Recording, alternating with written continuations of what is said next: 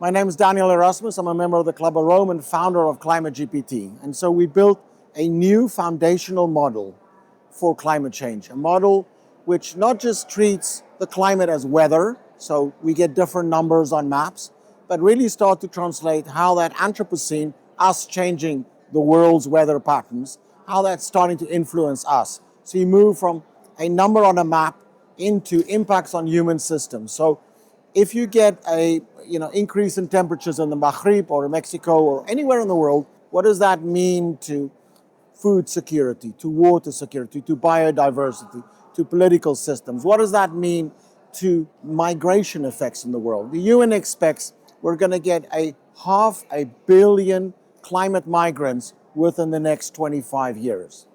The scale of those numbers should give pause. And so we wanted to build an AI system built on scientific data, so highly curated corpora, that helps us translate that. Not a little layer on top of an existing model, but a new model itself. The model is public, it's openly available, and by September, what we're going to do is we're going to complement the basic model, which is in version 2. Right now, we're going to complement that with space data.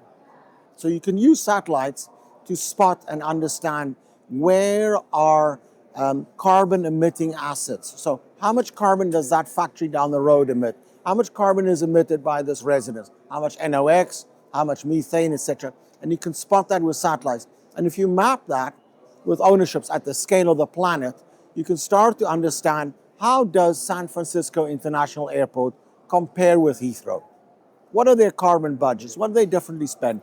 And so by the middle of this year, we're going to add about 500 million numbers of the name and type and weight of every carbon emitting asset. And only space observation gives us the ability to do this and add these numbers. This is a number of 50 databases which we're adding to these models together with George Mason.